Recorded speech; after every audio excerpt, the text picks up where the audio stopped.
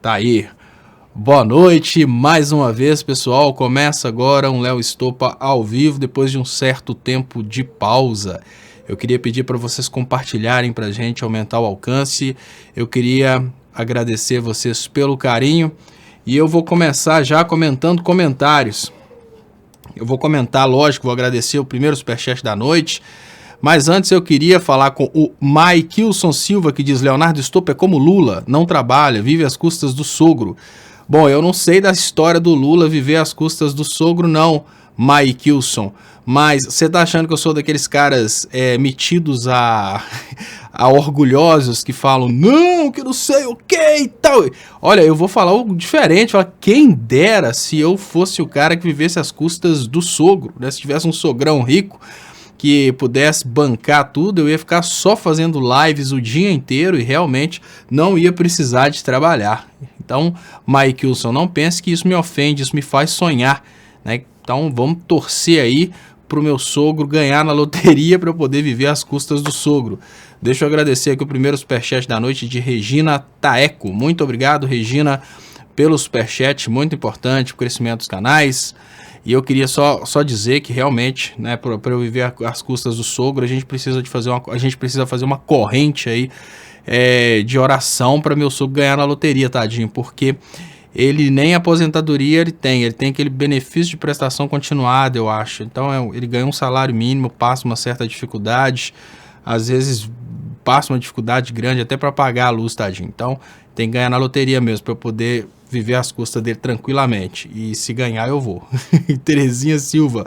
Boa noite, Léo Lula Livre. Boa noite, Terezinha. Arthur Sabatini Buoro. De pé, igreja. De pé, igreja. Já vi zoeira sobre isso. Saudades, Stoppa. Obrigado, Arthur. Stoppa é do Flávio Bolsonaro, né? Anderson NB Silva, boa noite. Agora sim, oba, tava sentindo falta. Obrigado, Anderson, pela paciência. Mensageiro 20, boa noite, companheiros. Mensageiro 20, Léo Stoppa estava sem realizar as lives esses dias. Sim, eu tava passando aí por períodos obrais, e nesses períodos obrais eu tava muito cansado, não tava conseguindo realizar as lives, não. Deixa eu agradecer, muito obrigado, Branca Moraes. Boa noite, Léo, como vai a família? Graças a Deus, Branca Moraes, tudo bem. Né, a Luísa tá com 11 meses, mas já tá andando. Graça Miranda Coche, boa noite, Léo, pela sua volta, aguardando. Ipatinga, MG, boa noite, Graça. Sueli Neide Bastos, manda um boa noite. Raquel Cristina dos Santos, boa noite, Léo, feliz pelo seu retorno, forte abraço para você e família. Cleusa Bastos, olê, olá, estou papá. Ranilson Silva Santos, boa noite, Léo. Sua análise de hoje no Léo ao Quadrado foi irrepreensível. O STF está tramando limpar a sua imagem e, ao mesmo tempo, amordaçar o Lula. Parabéns pela fala, e é exatamente esse o assunto da live de hoje. Deixa eu agradecer mais uma vez o primeiro superchat aqui da Regina Taeco, e eu gostaria de lembrar vocês que vocês podem ajudar meu trabalho através das contas bancárias que estão anunciadas aí nas descrições desse vídeo, mas se você não puder ajudar financeiramente, você pode ajudar como? Compartilhando, pessoal. Quem puder, compartilha esse trabalho que eu estou fazendo, compartilha aí pelos grupos de WhatsApp, compartilha pelos grupos de Twitter, e eu agradeço muito o carinho de vocês compartilhando. Hoje eu estou testando aqui agora para ver se está transmitindo no Facebook, eu programei. O Anthony normalmente faz esse super compartilhamento, mas ele deu uma sumida, né? Estou transmitindo novamente na página Leonardo Stoppa. Agora a página já está blindada de uma forma com um algoritmo novo. Parece que o Facebook agora está adotando um algoritmo diferente do de antes. E eu queria agradecer vocês que estão participando aí pelo Facebook, agradecer pelos compartilhamentos, e queria pedir quem estiver no Facebook, compartilhe, por favor, para a gente aumentar o alcance também por aí.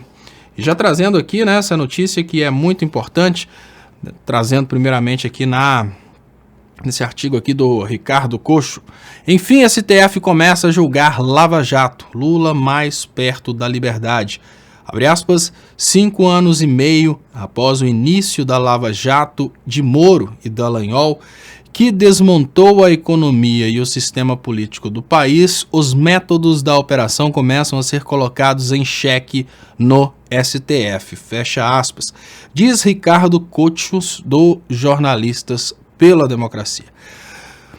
Pessoal, é muito importante a gente concordar que sim, hoje os métodos da Lava Jato são discutidos, sim, mas ao mesmo tempo é importante dizer que nós temos uma certa blindagem que ainda consegue manter o lavajatismo de pé. Essa blindagem que consegue manter o lavajatismo de pé, ela é uma blindagem da informação. O portal Sabendo Direito está aqui. A Jennifer tinha falado comigo que estava com problema na internet, mas não, está aqui.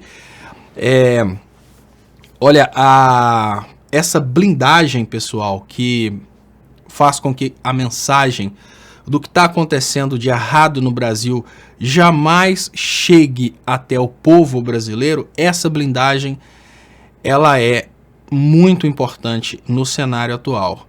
Se vocês perguntarem os amigos alienados a respeito do caso Queiroz, a respeito do Itaipu Gate, que é um caso muito importante, se você perguntar qualquer coisa a respeito desse assunto, você vai perceber que eles não sabem de nada. Os alienados, principalmente os fanáticos, eles não sabem do caso Queiroz, e os que sabem do caso Queiroz falam que é fake news. Então é uma situação bem complexa. Augusto Recoba fala, já vem aí para detonar a direita. Eu tô vendo que tem muitas pessoas que estão aqui falando do Ciro, né? Esse caso do Ciro é importante. Eu vou falar sobre as estratégias do STF, né? Quero deixar bem claro para vocês, enquanto a gente aumenta a audiência, eu queria deixar claro para vocês que o STF não está trabalhando pela liberdade do ex-presidente Lula. Muito pelo contrário, o STF está usando estratégias para manter o Lula inelegível. Só que nós estamos vivendo uma situação agora na qual a prisão do Lula começa a incomodar determinadas pessoas. Porque a prisão do Lula começa a chamar a atenção para a Lava Jato, eles estão tentando achar uma forma de tirar o Lula da cadeia, mas sem anular as condenações. Então o que a gente consegue perceber nesse momento é um STF tentando modificar mais uma vez as regras, e é importante lembrar o seguinte, pessoal, essa questão da prisão em segunda instância, ela é uma questão completamente incompatível com a Constituição de 88. Não interessa qual que é a sua, a minha ou a nossa opinião a respeito da prisão em segunda instância. Toda vez que se fala de prisão em segunda instância, normalmente tem juristas de Facebook e até mesmo juristas de verdade que trazem o seguinte posicionamento: olha, depois da segunda instância não se discute mais se houve ou não houve crime. Então, por isso, já pode começar a cumprir pena. O detalhe não é a minha opinião, a sua opinião ou a opinião daquele jurista a respeito de se discute ou não o mérito da questão. O que a gente está falando nesse momento é da Constituição Federal. E a Constituição Federal, ela é muito clara no que diz respeito à prisão em segunda instância. A prisão é só depois do trânsito julgado, e o trânsito julgado é a última instância. Então, não é a questão da gente estar nesse momento aqui falando que tem que proteger bandido, não é isso. Não é a questão de concordar ou não concordar, a questão é que está na Constituição. Então, se está na Constituição, para sair da Constituição, obviamente, houve uma maracutaia. E essa maracutaia aconteceu exatamente porque, naquela época, o STF percebeu que só era possível prender o ex-presidente Lula se tivesse uma modificação a respeito desse entendimento. O STF percebeu naquela época que para prender o ex-presidente Lula não dava tempo de julgar em todas as instâncias. Então, obviamente, o ex-presidente Lula seria eleito novamente. Então, o que o STF fez? A maracutaia do STF naquele momento foi modificar o entendimento a respeito de uma coisa que está clara na Constituição. É mais ou menos assim: eu vou modificar o entendimento a respeito do resultado da soma de 2 mais 2. A partir de agora, eu, como matemático, entendo que 2 mais 2 é 5. Não, o STF fez uma coisa muito semelhante. O STF fez uma modificação de um entendimento de uma coisa que está clara na Constituição. Eu volto a dizer, nesse momento, eu não estou discutindo se é ou não é certa a prisão apenas após o trânsito julgado. Isso é a opinião de cada um. Eu não estou discutindo isso. Ah, mas depois da segunda instância não se aprecia mais o mérito. Eu não estou discutindo esse caso. Não é questão de ser ou não ser uma coisa bonita, não é questão de ser ou não ser uma coisa lógica. Não se discute isso no STF, não se discute isso no meio jurídico, discute-se isso numa casa constitucional, quando os deputados constituintes escrevem a Constituição. E quando os deputados constituintes escreveram a Constituição, eles entenderam que não, que a prisão seria somente após o trânsito julgado. Deixa eu agradecer vocês aqui. Muito obrigado, Lavredi. Bem-vindo de volta às nossas telinhas, Léo. Estava nos fazendo falta. Boa noite. Muito obrigado, Lavredi. Muito obrigado, Fabrício Domingues Ferreira. Boa noite, Estopa. Discorra sobre a nova contratação da Rede Record de televisão. O imparcial jornalista Augusto Nunes. Muito obrigado, Fabrício Domingues Ferreira, pelo superchat. Eu tenho pouca condição de falar do Augusto Nunes, tá, Fabrício? Mas eu agradeço muito. Eu queria lembrar que vocês podem ajudar meu trabalho através das contas bancárias que estão anunciadas aí nas descrições desse vídeo. O Fabiano Maier pergunta aqui qual que é a música. E eu não sei, Fabiano. Foi o seguinte. Quando eu estava montando aquela aberturazinha, eu entrei no YouTube e lá no YouTube tem um monte de músicas gratuitas que você pode baixar e utilizar, músicas livres. E aí eu fui e achei aquela música lá entre elas. Mas eu não sei te falar qual que é o nome dela não. Mas tem um programa que chama Shazam que talvez consiga apontar para aquela música. Mas enfim, deixa eu voltar aqui pro tema da noite, né? Então eu falava com vocês sobre a questão da prisão em segunda instância ser uma maracutaia especial para prender o ex-presidente Lula. Eu queria desmistificar alguns pontos aqui. Normalmente, aqueles que precisam da prisão do Lula, né, hoje o sistema jurídico brasileiro divide-se entre aqueles que querem o Lula preso e aqueles que querem o Lula livre. Então, por exemplo, o antagonista, ele traz um alerta para a população brasileira, que até 170 mil presos, né, 169 mil presos, podem ir para as ruas depois dessa decisão a respeito da segunda instância. Isso é, sem dúvidas, uma estratégia para amedrontar a população a respeito da questão da segunda instância. Sabe por quê?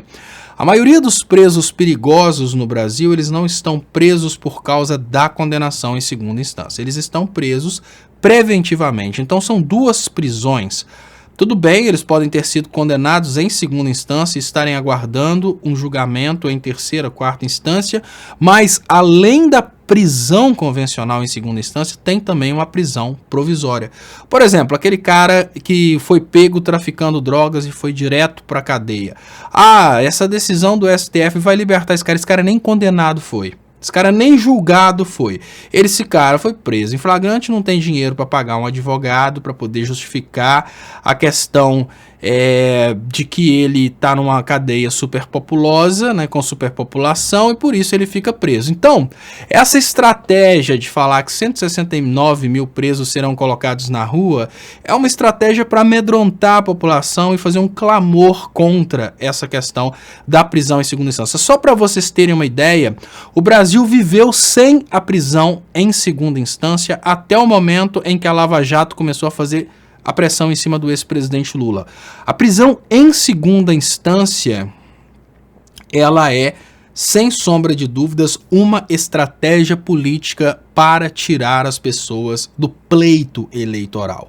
A prisão em segunda instância, ela foi instituída no Brasil por causa do ex-presidente Lula. Ela foi instituída no momento anterior, obviamente, para que o ex-presidente Lula pudesse ser condenado e ser preso antes das eleições. Então foi uma maracutaia muito bem feita nesse sentido.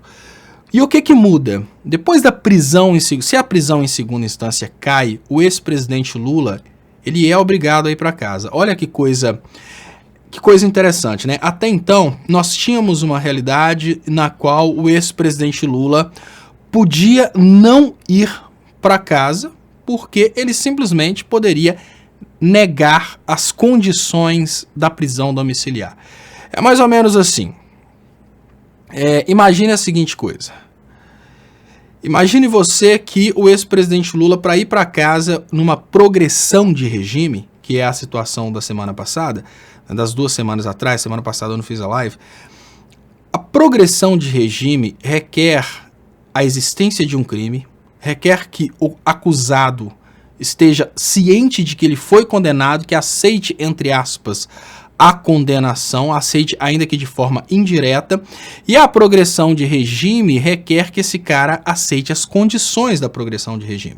Se o Lula não assinar as condições da progressão de regime, não tem progressão de regime. Agora, a prisão em segunda instância, ela revoga todo o mandato de prisão em segunda instância que foi expedido por causa da prisão, por causa da questão da segunda instância. Então veja só, essa questão. O Samuel Oliveira, ele fala que 169 mil nem criança acredita. Olha, Samuel, é o seguinte, como que sites como o Antagonista fazem para usarem essas estratégias para apavorar as pessoas? Vejam bem. Eles buscam um número de pessoas que estão presas e condenadas em segunda instância. Aí vão pensar, 169 mil pessoas estão presas e condenadas em segunda instância. Só que dessas 169 mil pessoas que estão presas, e eu não sei se essa estatística é verdadeira, tá? Mas dentro dessas 169 mil pessoas que estão presas, condenadas em segunda instância, talvez 500 pessoas estejam presas por causa desse entendimento. Que na maioria das vezes os criminosos no Brasil, eles estão presos não apenas por causa da sentença e por causa do acórdão, eles estão presos também por causa de uma prisão preventiva. Essa prisão preventiva, porque ela não foi revogada, ela independe da prisão em última instância. Por exemplo, o goleiro Bruno. O goleiro Bruno, ele não tem uma decisão final a respeito do caso, ele está ainda recorrendo, mas ele está preso. Significa que agora não, né? O goleiro Bruno foi passear, tá certo. Mas vamos imaginar que o goleiro Bruno preso por causa da questão da condenação dele, mas ele está aguardando recursos em última instância, mas além da prisão convencional tem a prisão preventiva, né? Que isso que faz com que o cara fique preso antes mesmo do julgamento do STF. Mas vamos imaginar que dentro desses 169 mil, se esse número for verdadeiro, se esse número for verdadeiro, o que acontece é que pelo menos, no máximo, 500 pessoas aí se beneficiariam disso. E eu estou chutando um número porque dentro dessas pessoas, dentro desse grupo, obviamente tem pessoas que não vão sair por causa dessa questão da prisão em segunda instância. Então o que é o mais importante? Eu tô lendo aqui ao mesmo tempo. O mais importante nesse momento é entender que a prisão em segunda instância, ela sempre foi uma maracutaia política. Essa prisão em segunda instância, ela foi discutida em 2 momentos. No primeiro momento que ela foi discutida, ela caiu depois da primeira maracutaia política. E ela volta a ser discutida também no momento da preparação da prisão do ex-presidente Lula. Bom, deixa eu liberar aqui os comentários e agradeço vocês pelos comentários, pelas participações. E eu vejo aqui que o Tony Conceição era o que mais estava sentindo falta da live, né? O Tony Conceição já tá aqui zoando e ele fala aquilo que os bolsominions estão falando. Eu acho que o Tony Conceição não tem 14 anos de idade, porque ele fala toda brincadeirinha da criançada, ele traz. Aí ele fala aqui, o problema da progressão de pena é que tem que trabalhar durante o dia. Olha, Tony Conceição, isso é um critério interessante, sabe? Olha só. Se você, Tony Conceição, se você considera trabalho apenas aquilo que você faz, aí tudo bem. Só o que você faz é trabalho. Mas no critério da humanidade, o trabalho pode ser qualquer coisa que a pessoa faça e que tenha valor social. O discurso político do Lula é trabalho. Por mais que você não admita isso, né, para você o discurso político do Eduardo Bolsonaro é trabalho, do Lula não. E olha, o Lula discursa para quem trabalha, o Eduardo discursa para quem explora o trabalhador, né? E o Virgílio Marques Júnior, os filhos do Bolsonaro nunca trabalharam, Tony. O Bolsonaro teve um problema tão sério com o trabalho que ele foi expulso, né, das Forças Armadas, do Exército. Tereza Pereira pergunta, oi Léo, tu acredita que o Lula consiga a liberdade? Aí eu falo com vocês, né, essa questão da liberdade, ela é uma questão bem estratégica nesse momento. Eu vou explicar para vocês agora. Deixa eu agradecer, eu queria agradecer o superchat da Sônia Faria. Que tal uma live sua com o Conde e Anitta Blian? Uma boa ideia. Eu queria inclusive lembrar vocês que quem normalmente ajuda meu trabalho tem as contas bancárias anunciadas aí nas descrições desse vídeo. E eu tô vendo que tem muita gente falando do Ciro, né? E já para as pessoas que estão falando do Ciro, eu vou falar com vocês qual que é o ponto de vista que eu tenho, que eu vou repetir aquilo que eu falei no 247. O ponto de vista que eu tenho é o seguinte, o Ciro falou e, né, ele vai obviamente responder na justiça, o Leonardo Atucci já falou que o Ciro vai ser processado pelo que ele falou, ele vai responder na justiça. Agora, o Ciro me decepcionou pela caminhada do Ciro em direção ao espectro liberal.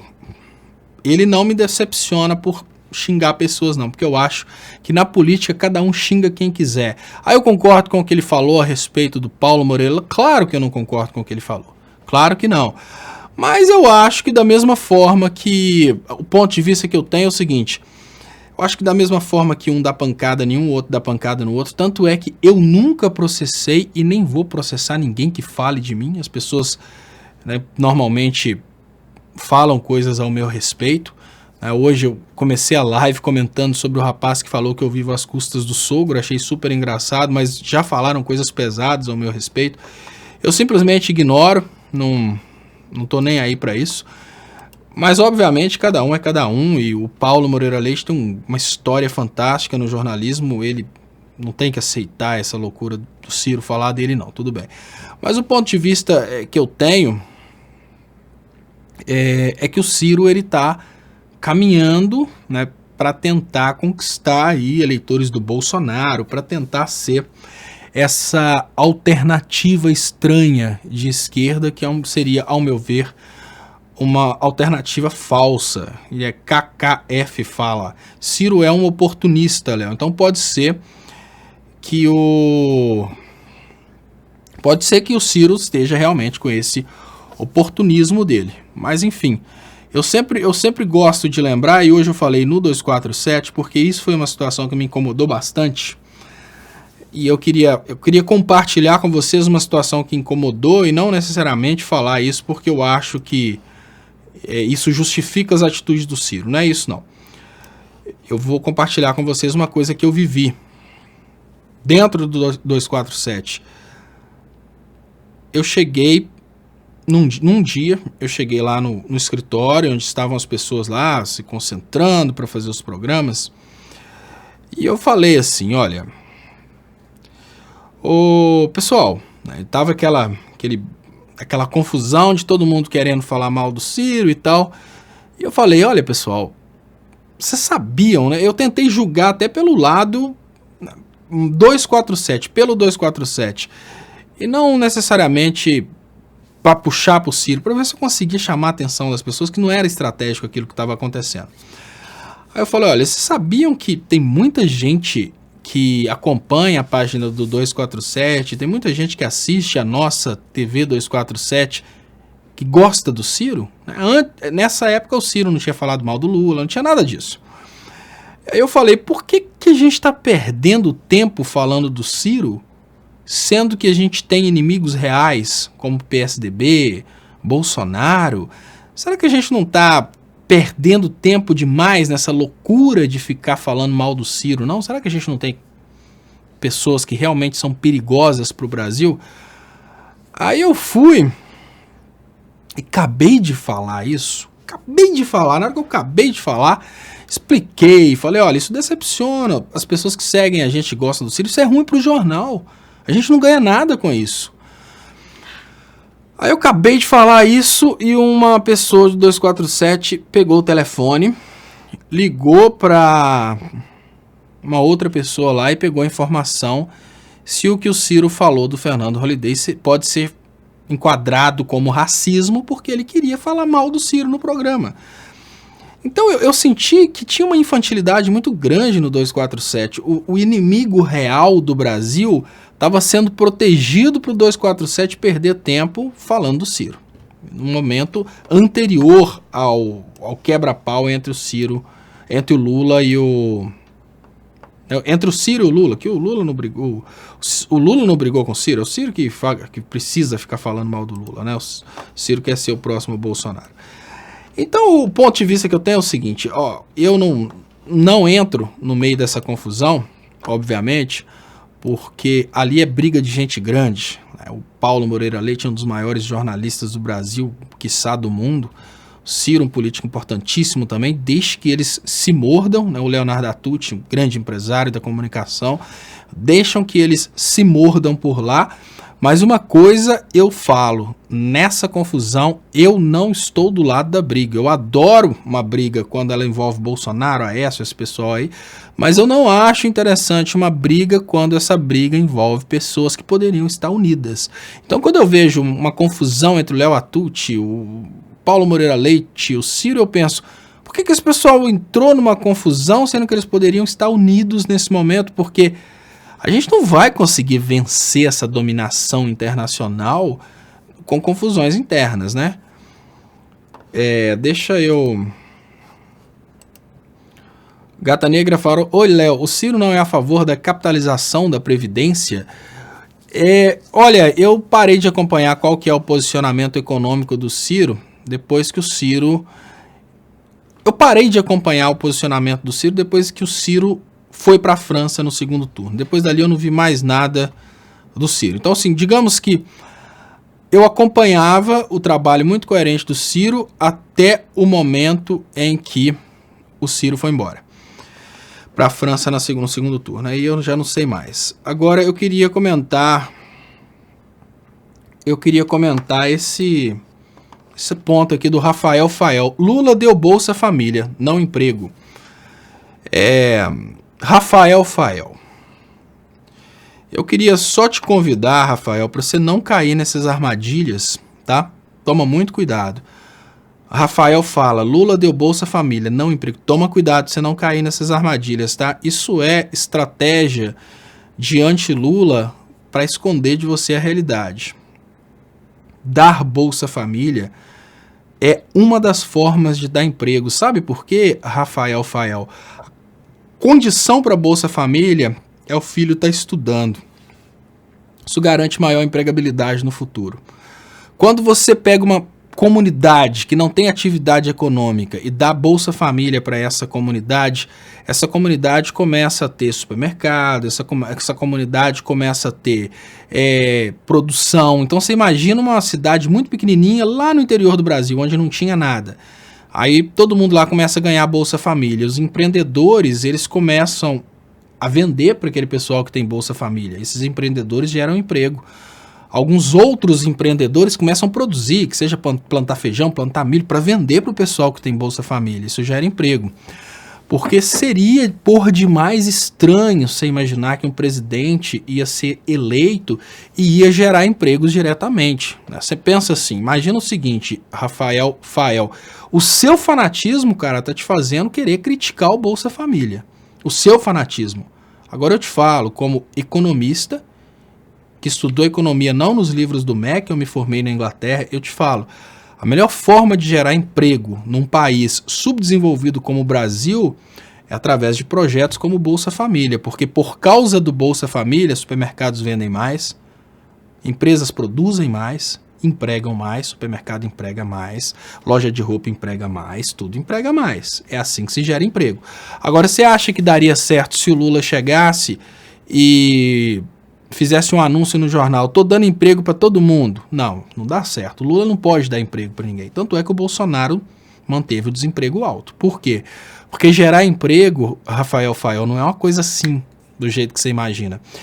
Eles falam que é tudo muito fácil. Foi uma coisa interessante o Bolsonaro ter ganhado, porque agora você consegue ver que não é fácil. 1 ano praticamente de governo, Bolsonaro não conseguiu fazer nada. Olha, nós já estamos indo... Cara, pensa o seguinte, olha, dá uma olhadinha nisso aqui. Imagina isso aqui como sendo o governo Bolsonaro. Caiu isso. Bolsonaro não fez nada. E eu te falo mais, Rafael Fael. O Lula gerou, em 1 mês, mais empregos que o Bolsonaro vai gerar em 4 anos, cara. Então você tem que tomar bastante cuidado, porque uma coisa é você apoiar o bolsonarismo porque você quer ser opressor. Tipo um Delgado. Delgado aparecia aqui, ficava, né, apoiando o bolsonarismo porque queria ser opressor, mas ele estava consciente de que ele estava apoiando o bolsonarismo sendo um opressor. Outra coisa é você fazer o que você está fazendo. Você ser feito de bobo. Aqui o que eu penso é o seguinte, ó. Você tem liberdade total de querer ser o opressorzinho, você tem liberdade total de querer ser do mal, você tem liberdade total de querer pedir que o Lula morra na cadeia. Isso é absolutamente normal. Mas uma coisa que eu peço para as pessoas nessa live é o seguinte, sejam do mal, mas não sejam idiotas. Não há política melhor para gerar emprego num país subdesenvolvido que as políticas do ex-presidente Lula. Ah, não, mas se diminuir os impostos, que não sei o quê... Cara, se você diminuir os impostos no Brasil, você vai estagnar a educação, vai estagnar a saúde, você vai estagnar um monte de coisas que são necessárias para a geração de empregos. Então, cuidado, você pode não gostar do Lula, você pode ser bolsonarista, você pode criticar o ex-presidente Lula, mas pelo menos não seja idiota. O que você está escrevendo, o que você escreveu aí, ó, é uma coisa completamente incompatível. O Paulo Guedes não, o cara da Havan, ele foi e escreveu que no lugar de investir na saúde, o governo fez uma fábrica de preservativos. Não, preservativo não é para prevenção de doença, não. Preservativo é para encher de ar e usar em festa de criança. Né? Então, assim, toma cuidado para você não ser vítima de pessoas como esse cara da Havan, porque ele sabe que ele tá falando bobeira, mas ele sabe que o público dele é tão estúpido, mas tão estúpido, que qualquer bobeira que ele falar vai ser aplaudida. Não seja um desses. Pode ser opressor, mas não seja um opressor bobo. Deixa eu agradecer Leonor Monteiro pelo mega superchat. Seja bem-vindo de volta, Léo. Beijo nas meninas. Muito obrigado, Leonor. Beijão para vocês todos. Eu queria agradecer muito vocês pelas participações. Queria lembrar vocês da importância da gente compartilhar para a gente aumentar o alcance. E eu queria pedir, quem puder ajudar, tem as contas bancárias anunciadas aí nas descrições desse vídeo. Deixa eu liberar aqui. Né? Quando a gente pensa nessa questão do regime de capitalização, o que G. Cardoso, Léo, você está enganado. O Bolsonaro dá emprego sim, ele deu emprego para a família dele. Né? E tá caindo. E falar em emprego para a família Bolsonaro, ele não tá conseguindo dar emprego para a família dele assim de uma forma muito fácil, não. Eles estão pondo muita areia no hambúrguer dele. Eduardo Bolsonaro está praticamente descartado como embaixador. As chances de o deputado Eduardo Bolsonaro, PSL-SP, ser confirmado pelo Senado como embaixador dos Estados Unidos diminuíram bastante. A senadora Simone Tebet, do MDB-MS, afirmou: a situação já estava difícil, agora mais ainda. E olha, o Bolsonaro prometeu colocar o Eduardo Bolsonaro como chanceler, caso ele não fosse aprovado. E eu torço para que ele faça isso. Porque quanto mais o Bolsonaro estapear o Congresso, mais fica claro que esse Congresso está sendo um patinho do Bolsonaro. Deixa eu... Mila AP. Ei, Estopa, cheguei agora. Explica a polêmica do duplo Aécio acusando a Tucci de vigarista. Pessoal, eu vou falar sobre esse caso do duplo Aécio. O Léo Atucci não gosta que dá ideia, né? No 247 eu não falaria isso. O Léo Atucci não gosta que dá ideia pro duplo Aécio, porque é dar ibope para eles. Mas todo mundo aqui conhece o duplo Aécio. Eu vou explicar para vocês o que acontece, Mila. É o seguinte. O duplo Aécio, eles não têm... Na comunicação, existe uma coisa que é a estrela que brilha. A estrela que brilha é a pessoa que tem condição de levar uma mensagem, uma pessoa que passa credibilidade, uma pessoa que passa verdade.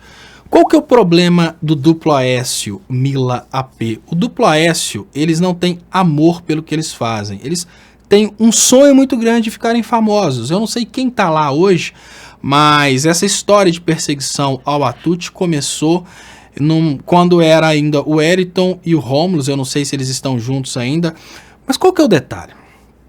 Normalmente, o cara tem inveja daquele camarada que tem a estrela que brilha. Vamos cair na real, Mila.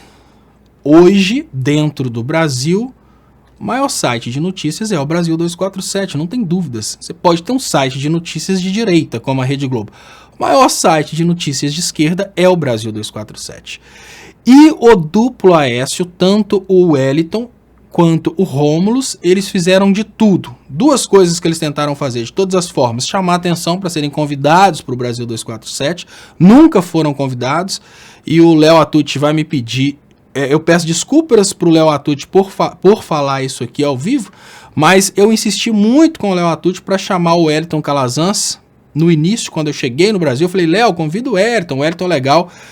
O Léo falou comigo na lata: cara, o Wellington é muito ruim. Por que o Wellington é ruim? Porque para o Wellington conseguir manter a audiência, ele precisa cometer crimes consecutivos. E isso é o que eu tô falando. O Léo não falou isso comigo. O Léo acabou o assunto da seguinte maneira: o Wellington é muito ruim. Pronto. Aí eu tentando entender por que o Wellington é ruim. O Wellington chama, assim, as pessoas gostam... Não, o Wellington, ele não é jornalista. Isso que é importante que vocês entendam. O Wellington é um agitador. Ele chama a atenção das pessoas por causa da agitação. Ele não consegue fazer um programa sem cometer crimes. Então ali ele fala da sexualidade da ministra, ele xinga de uma forma que, obviamente, se ele tivesse num veículo maior, ele seria processado constantemente. Então o que acontece? A inveja extrema do Rômulus e do Wellington a respeito do sucesso do Brasil 247 faz com que eles busquem qualquer coisa para encher o saco. Então, se tem uma coisa que normalmente as pessoas imaginam: peraí, como assim o Léo recebeu patrocínio do Daniel Dantas, né? Que é isso que eles falam constantemente isso, que isso é uma forma, isso é uma espécie de calo que eles tentam pisar constantemente. Agora, eu pergunto para vocês o seguinte: eu tô fazendo o meu trabalho. Eu vou agradecer Leonor aqui mais uma vez, muito obrigado, Leonor Monteiro. Mas o meu trabalho, ele é um trabalho que depende de dinheiro. Simples assim. Leonor Monteiro, Queria agradecer de coração. Lógico, eu não tô falando de você, tá, Leonor? Eu tô falando só por questão de exemplo. Mas vamos imaginar que Leonor Monteiro é uma pessoa que patrocina tanto a direita quanto a esquerda, né? Leonor Monteiro quer estar bem na fita com todo mundo. E a pergunta básica que eu faço para vocês é: significa que eu não posso receber um patrocínio de Leonor Monteiro por isso? Então, eu não sei essa questão, eu nunca entrei no detalhe dessa questão de Daniel Dantas, eu nunca entrei nesse detalhe, mas o negócio é o seguinte: o cara é um banqueiro, esse banqueiro parece que está envolvido na Lava Jato, e me parece que ele patrocinava o 247. Então, os caras do Duplo Aécio, eles tentam dizer que pelo fato do 247 ter recebido patrocínio do Daniel Dantas, o Léo Atucci seria um traidor. Mas eu pergunto para vocês uma coisa muito básica. Cada um de vocês aí trabalha, obviamente, numa determinada área. Imagina que um de vocês aí trabalha na papelaria, outro na padaria, outro na açougue. Aí vai um eleitor do Bolsonaro no seu açougue e compra carne. Significa que você agora é eleitor do Bolsonaro, que você é um traidor da esquerda? Gente, vamos cair na real. Vamos cair na real. O fato de uma empresa que está na pista para negócio ter recebido patrocínio de uma pessoa que é um banqueiro não significa, ao meu ver, e eu volto a dizer, eu nem tenho informação a respeito disso, eu sei que o que eles falam é isso. Isso não quer dizer nada a respeito da personalidade do cara. Absolutamente nada. É a mesma coisa de dizer o seguinte: vamos pensar que o Haddad está lá fazendo a campanha dele. Aí vamos pensar que um cara que é de direita patrocina a campanha do Haddad. Isso vai modificar a personalidade do Haddad? Mas aí o Duplo Aécio, Mila P, eles precisam achar uma forma de ficar criticando. Como que eles vão criticar o Léo Atucci? O cara é, sem dúvida, um dos melhores jornalistas do Brasil, não tem dúvidas disso. Digamos que super inteligente, ele conseguiu montar a TV 247 reunindo grandes comunicadores de esquerda, ele fez um negócio que é o sonho do Wellington, sonho do Rômulo. Como que eles vão criticar? Assim, duas formas: ou eles vão criticar falando que o cara é careca, né? Ou o cara é careca lá. Como é que vocês vão confiar num cara que é careca? Então eles vão, não, Daniel Dantas. Aí ficam falando nisso. Assim, enchendo a paciência, repetindo, essa balela. Só que é o seguinte, ninguém dá ideia pra isso. Eu fico impressionado. Isso, sabe uma coisa que me deixa impressionado? É ver que esses caras ainda conseguem ter pessoas seguindo eles. Porque os caras, olha só, o que esses caras fizeram na história deles, durante todo esse tempo aí. Os caras abriram fogo contra o Paulo Pimenta. Os caras abriram fogo contra o Vadir Damus. Os caras abriram fogo contra o Haddad. Os caras falaram que depois que o Lula deu entrevista e o Lula não falou aquilo que eles gostariam que o Lula falasse, eles falaram que o Lula agora me parece que é um robô que foi lobotomizado dentro da cadeia. Enfim, todo mundo para os caras está errado, só eles estão certos. Então, o que é o ponto? Não há polêmica entre o Duplo Aécio acusando a Atucci de vigarista, Mila P. Por quê? O Duplo Aécio perto do Brasil 247 é uma coisa insignificante. Mas é muito insignificante. O Duplo Aécio, ele não é uma pinta perto do Brasil 247. Não é uma pinta em termos de alcance, não é uma pinta em termos de influência e nem em termos de credibilidade. Então, basicamente, o que esses caras são? Agitadores. Agitadores. Eu tinha certeza durante a campanha que eles estavam recebendo do grupo do Bolsonaro ou do Alckmin para criar aquela ideia de que o Haddad estava traindo Lula, enfim, eu tinha certeza disso, porque nada justificava o que eles estavam fazendo. Mas aí eu entendi. O negócio dos caras é o seguinte: ao modus operandi deles, Mila P, pensa o seguinte: Eles tentam uma entrevista, eles querem entrevistar o Haddad. O Haddad não tem agenda para eles, eles começam a disparar contra o Haddad e viram inimigos do Haddad. Eles querem fazer o Paulo Pimenta andar conforme as regras deles. Paulo Pimenta agora tem que divulgar meu documento. Paulo Pimenta não dá ideia, porque não considera uma coisa importante. Eles disparam contra o Paulo Pimenta. O negócio dos caras é isso. Eles, tudo assim, tudo dos caras que saiu com um pouquinho fora daquilo que eles pensam que é certo, eles aproveitam que estão fora do Brasil e começam a perseguir, começam a fazer confusão, só que não é polêmica, Mila. Assim, eu sou a única pessoa que dá atenção para eles por causa de 2 pontos. Eu sou uma pessoa que até um certo momento eu defendi o Wellington com unhas e dentes, porque eu conhecia o Wellington. Então eu ficava sempre nessa ilusão de que o Wellington era um cara que estava ali pela causa. Depois eu fui ver, não, o cara é egoísta, ele estava ali para ficar famosinho, ele estava pelejando a oportunidade para ficar famosinho. Então é basicamente isso aí, não tem polêmica. Tanto é que o Léo Atucci, quando tá no ar, ele até respeita e tal, mas quando não tá no ar, que fala do dupla S, ele fica rindo. Ele coça a cabeça e fala, gente, mas como é que esses meninos conseguem ser tão bobo? Na hora que lê as histórias deles, que eles falam que são pioneiros, né? Aí começa a ler as histórias dele, que eles falam pioneiro. Eu falei, gente, mas isso aqui todo mundo tá falando há 2 anos, eles estão falando que são pioneiros. É muita loucura. É muita loucura desses caras. Deixa eu liberar aqui os comentários, agradecer aqui mais uma vez Leonor Monteiro pelo superchat.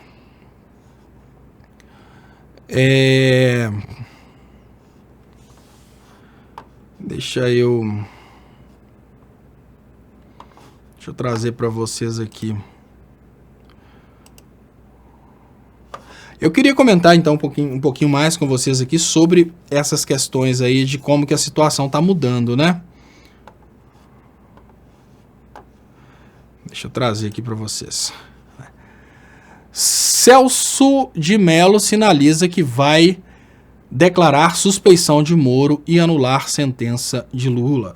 O ministro do Supremo Tribunal Federal, Celso de Mello, indicou nos bastidores voto a favor do pedido da defesa do ex-presidente Lula para derrubar a condenação no caso do triplex do Guarujá.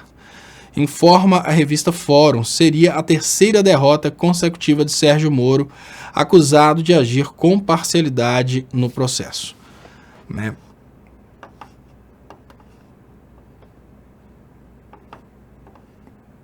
Deixa eu trazer para vocês mais aqui.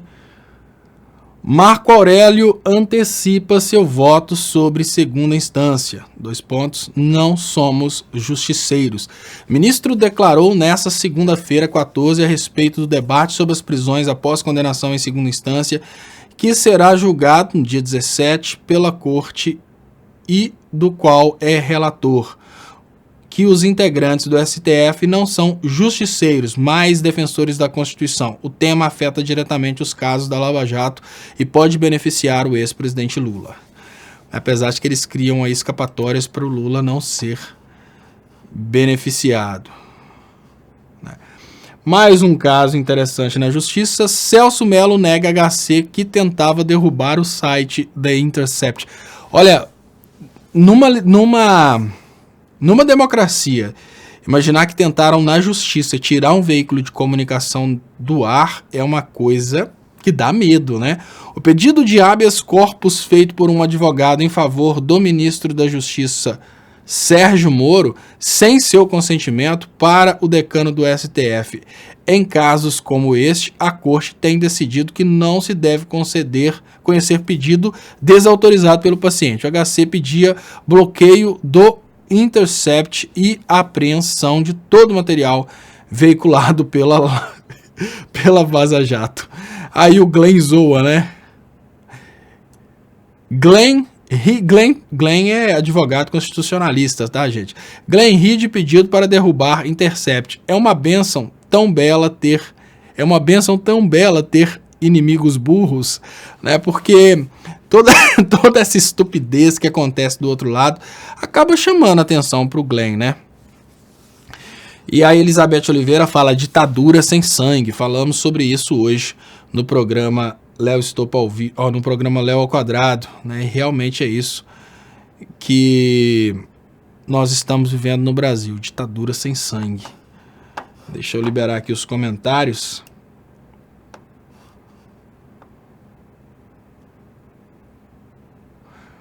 Rogério Santos, o duplo Aécio quer ser um ponto no jornalismo, denunciando e provando corrupções, e isso é bom.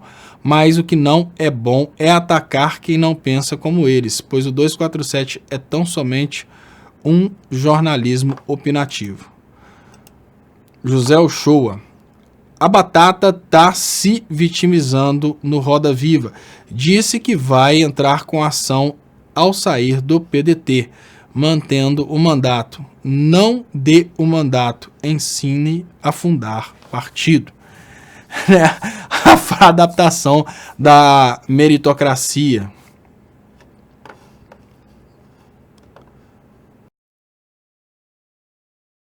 O mandato só é mantido em casos excepcionais, né? Deixa eu liberar aqui. Muito obrigado, então, José Uchoa, pelo superchat.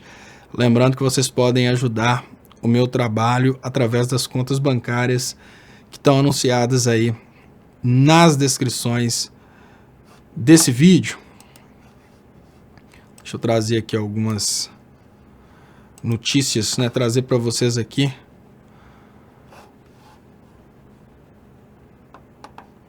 Moro compara Lula. Deixa eu ver. Bolsonaro terá de esclarecer.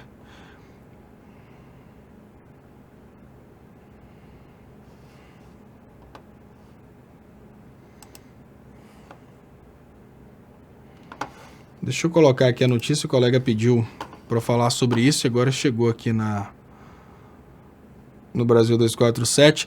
Record contrata Augusto Nunes como comentarista político. A Rede Record anunciou a contratação de Augusto Nunes como comentarista político do Jornal da Record. Nunes também terá uma coluna no portal R7. Defensor apaixonado de Bolsonaro, Nunes estava na Jovem Pan e na Veja e vinha chamando a atenção pelo processo de precarização de suas análises políticas. Agora eu entendi. O cara é... Gente, eu não assisto a Jovem Pan, não dá. Eu começo a passar mal assim na hora que eu vejo.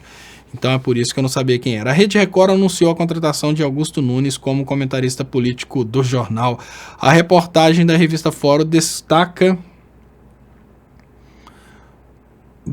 o comunicado do grupo. O Grupo Record anunciou nesta segunda-feira, 14, a contratação de Augusto Nunes, que será comentarista no boletim do Jornal da Record na edição apresentada por Sérgio Aguiar, às 0h30, e assinará também uma coluna diária no portal R7.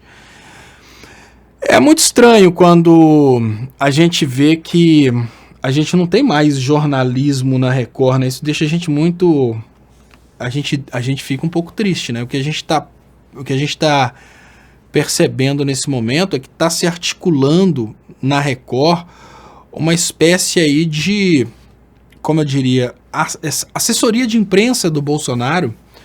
E essa assessoria de imprensa do Bolsonaro, ela é responsável por blindar as pessoas de informações importantes, como a questão da Vaza Jato.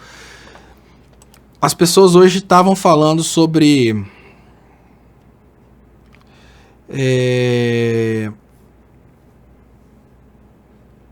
as pessoas estavam falando sobre revolta armada e tal, e eu falo, olha, não é necessário uma revolta armada, porque uma revolta armada, para começar, ela vai ser contra quem, né? Contra os policiais. E hoje o problema do Brasil é tão conectada à falta de conhecimento do povo, a falta de acesso à informação, que pensem o seguinte: às vezes a gente fala, olha, revolta, se a gente tiver aí uma revolta armada, é perigoso os telespectadores da Record ficarem do lado do Estado. Então, é perigosa a situação nossa. O que a gente precisa é de uma revolução de conhecimento, levar a informação para as pessoas. É muito estranho.